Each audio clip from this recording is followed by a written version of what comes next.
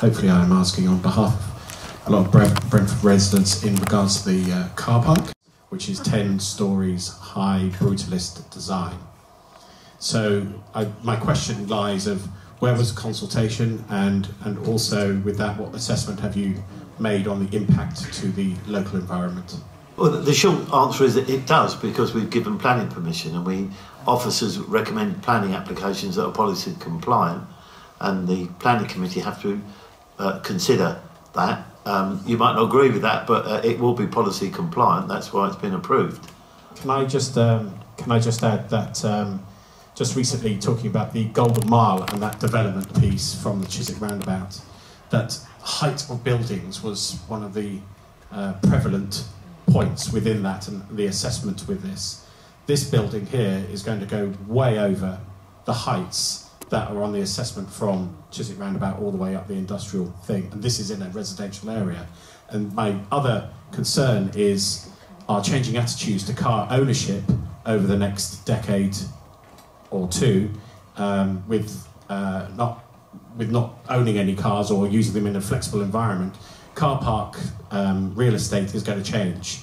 So has there been an attitude that you'll be able to drop this car park at some stage? This is not a permanent structure. It's not our car park, it's the car park we own by Ballymore, and it complies with what the planning application was granted for. I take your point about the changing use of cars and how they're used and their flexibility. That will certainly change. I assume that Ballymore would take that into consideration in their development plans, because it could become a white elephant, couldn't it? So, Steve, it could, but it also could impact to the costings for your council to police that, because if that goes into a dormant state, you're going to get a lot of loitering, and you know what car parks turn into. I accept those points. Contraband gets sold within car parks. You know, Ballymore will be responsible for security of car parks, and there are areas where car parks that attract criminality. The parking levy, you know, we see that as an opportunity to try and encourage developers and businesses to reduce their reliance on cars, because everyone's got to play their part.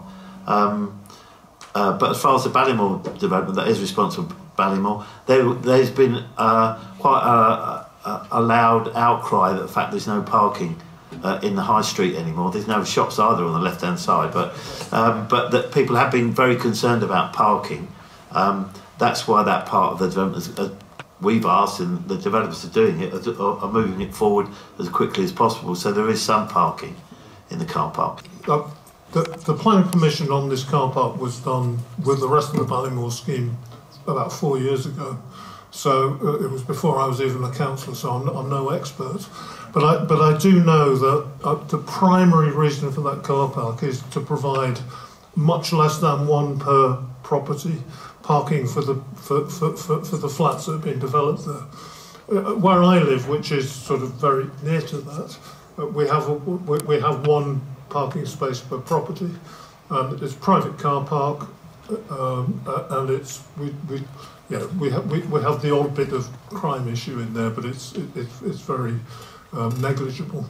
So I think I mean, the first thing to understand is this is not a car park for shoppers, although I think that would be part of it. It's a car park primarily for residents, and it's at a much lesser ratio of car parking than traditionally.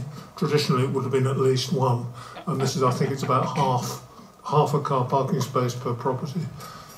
We also know down at Brentford Lock that those developments near Holiday Inn, they have no car parking, a forward-thinking way of doing it. That's not a hindrance, that's a positive, right, for pollution and so forth. They have some.